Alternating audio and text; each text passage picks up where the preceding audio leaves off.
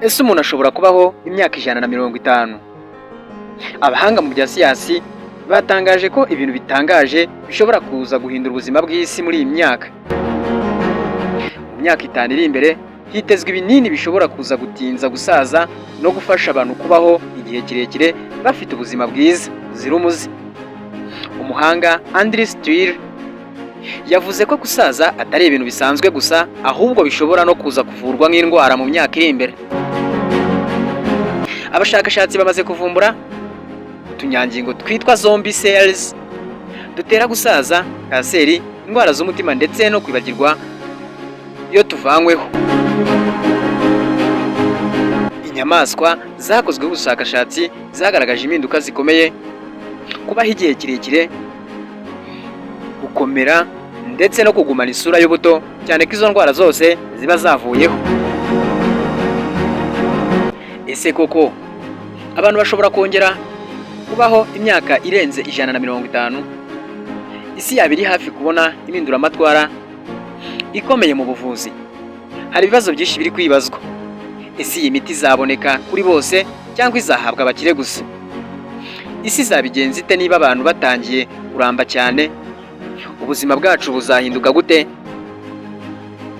Ibi byose biri muri iyi video. Muri iyi video rero uramenya uko iyi miti ikora, ibyo abaganga bemeje, ibyo bamaze kugeraho, impamvu gusaza bishobora kuvurwa, uko wabona ubu ngubu kugira ngo iyo miti kugira ngo urambe, amabanga y'ubuzima bwiza abahanga batanga.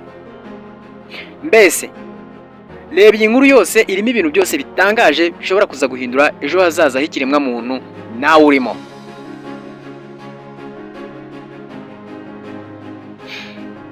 Icyo ngusabye gusa kanda like muri iyi video, unakande subscribe niba utarayikora, umpe igitekerezo cyawe nuko ubitekereza, ubundi mwinjize mu buzima buzira gusaza. Ubuzima rero bwamaze gutangazwa n'abahanga yuko mu minsi iri imbere abantu batazongera gusaza, abantu batazongera gusaza ku myaka byibura 150.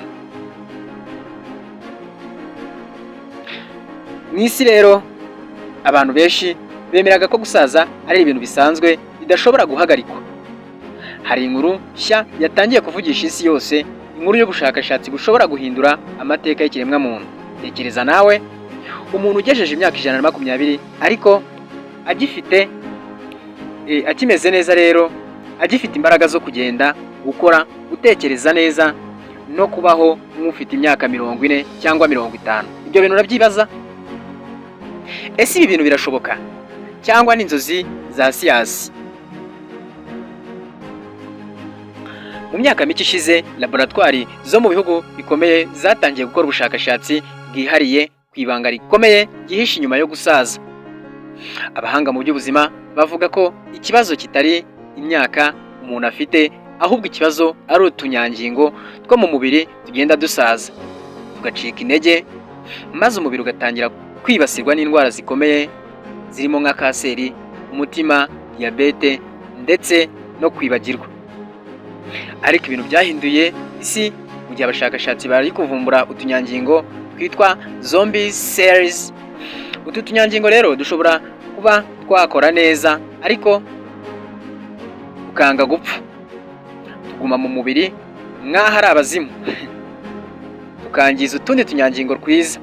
Uko imyaka igenda yiyongera rero utu tunyangingo kwiyongera mu mubiri, maze umuntu agatangira gusaza vuba. Ubwo rero abashakashatsi batangiraga ubushakashatsi rero bwatangiye gutanga icyizere gikomeye. Abahanga bakoze igeragezwa ku nyamaswa, bakuraho utu tunyangingo twangiritse hifashishijwe imiti yihariye. Ibyakurikiyeho byatunguye isi yose. Ibyo babonye ni ibiki? Inyamaswa zari zishaje zatangiye kongera kugira imbaraga z'uruhu rwazo rugahinduka, zigenda neza kandi zibaho igihe kirekire kurusha uko mbere byari bimeze. Bamwe mu bahanga rero batangiye kuvuga amagambo atangaje, bati mu gihe kiri imbere umuntu ashobora kuza kubaho imyaka irenze 150.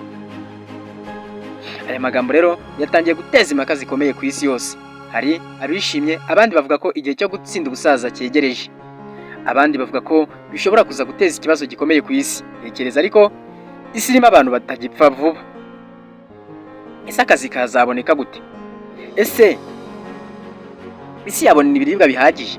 Ese urubyiruko rwabona amahirwe mu gihe abakuru baba bakiriho imyaka myinshi?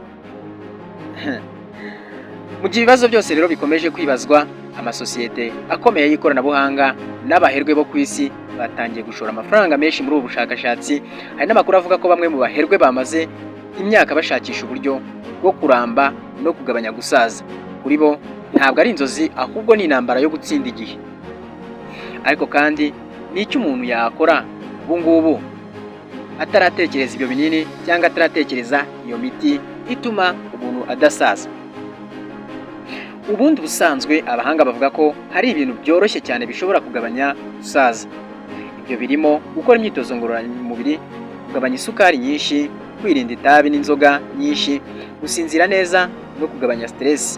Bavuga ko kandi n'isuku y'amenyo ifite uruhare runini mu buzima bw'umubiri wose. Hari n'abemera ko imyaka umuntu azabaho itagengwa gusa n'imiti, ahubwo igengwa n'uburyo umuntu abaho buri munsi. Umubiri w'umuntu ngo umeze nk'imodoka, iyo witayeho neza ushobora kumara imyaka myinshi ugikora neza.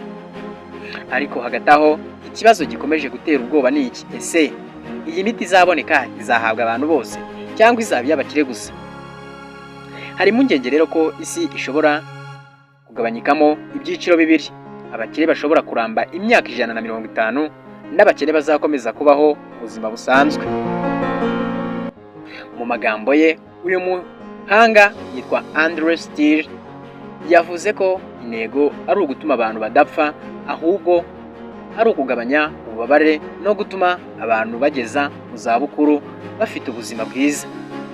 Avuga ko abantu benshi bapfa nabi bazize indwara ziterwa no gusaza, kandi ko igihe kigeze ngo siyansi ihindure ibyo ngibyo. Rero uyu munsi bisa nk'ibiri muri filime za Hollywood, ariko imyaka ishize abantu bumvaga kujya ku kwezi bidashoboka, nyamara byarabaye. None se imyaka 150 yo kubaho yo nayo yabishoboka? Isi iri kureba ubushakashatsi bwashobora guhindura amateka y'ikiremwa muntu. Niba ibi binini bizagera ku isoko, bishobora kuzahindura uburyo abantu babaho, bakora, bakunda nuko batekereza ubuzima n'urupfu. Ikibazo gisigaye ni kimwe gusa, ari nacyo tugiye guhurira muri komenti mumbwira kandi musobanurira. Ese umuntu wa mbere uzabaho imyaka 150 ubu ngubu byibura yamaze kuvuka? Duhurira muri komenti mumbwire uko bitekereza. Ariko nyaboneka ntugende udakanze like kandi na subscribe niba utarayikora.